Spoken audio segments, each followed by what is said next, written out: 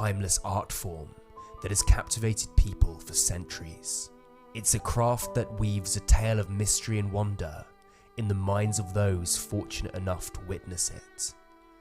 Yet, amongst the thousands of magic tricks that have been created by magicians, there emerges one legendary magic trick, often referred to as the Holy Grail of card magic.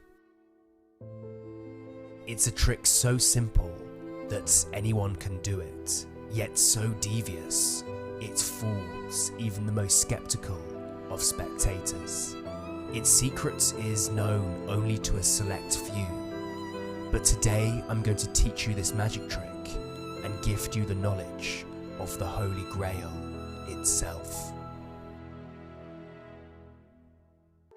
The magician has a deck of cards and spreads them out onto the table. He then gives them a few clean cuts, which changes all of their positions. The deck is then spread face up to show that every card is mixed and different. The magician then roughly splits the pack into two even piles and places them next to each other, asking the spectator to choose one.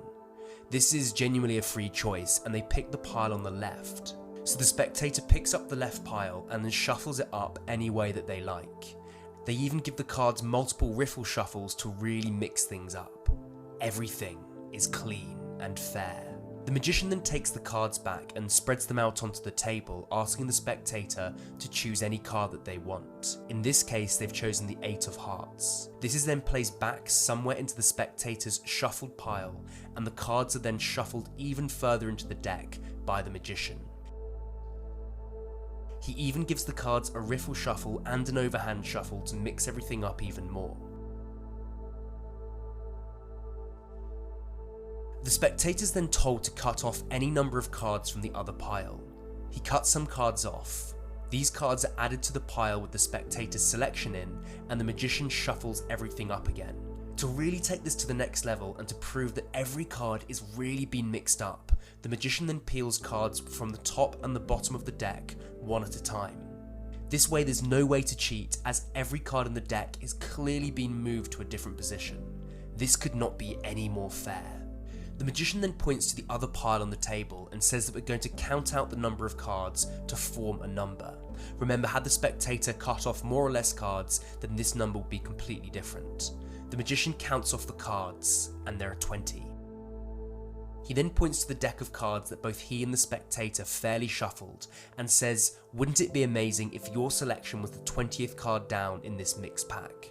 He counts off 20 cards, and amazingly, the 20th card is the spectator's 8 of Hearts, known by magicians as the Holy Grail of card magic.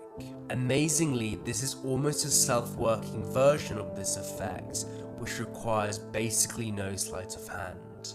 But you do need to make sure that you have an even number of cards in the deck. So if it was a full deck, you should have 52 cards in there, not including jokers.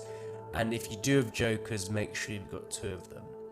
Then all you need to do is remember what card is in the middle of the deck, which in this case will be the 26th card down.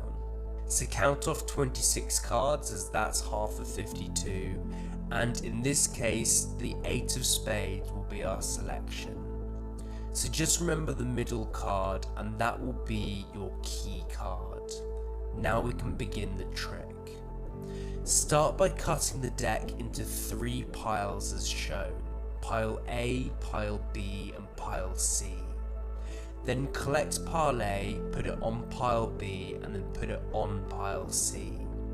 This is a very deceptive false cut, and you'll notice that the cards are still in the same order, meaning you still know what the middle card in the deck is. You can do this a couple of times if you like. It's a nice way to start out the trick. Now spread out the cards and split it at your key card.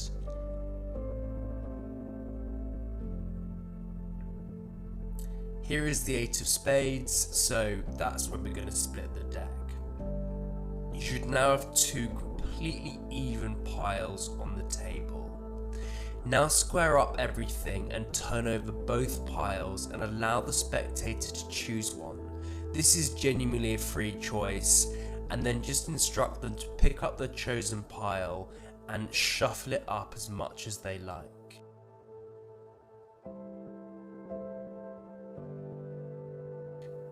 Once they're done, take back the cards and spread them out onto the table.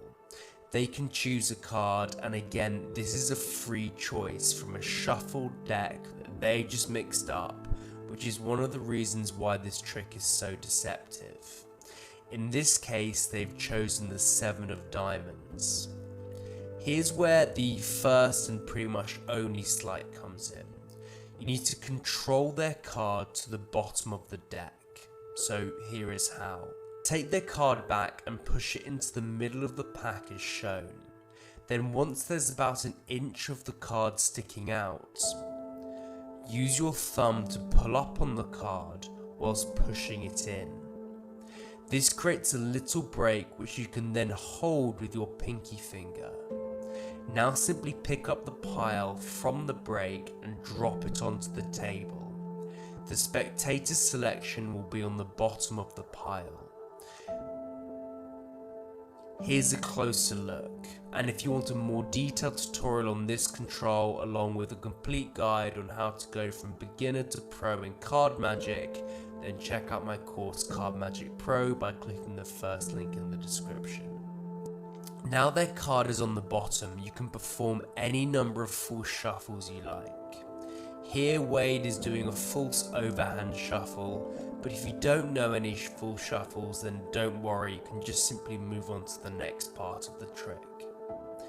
Tell the spectator to cut off any number of cards from the deck. You can even ask them to cut more cards if they wish, it really doesn't matter.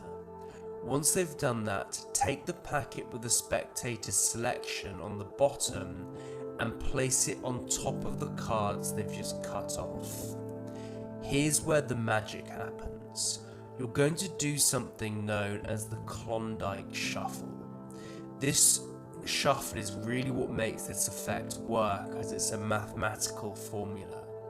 Simply hold the cards between your thumb and middle finger, and then using your other hand, draw the top and bottom cards from the deck and drop them onto the table.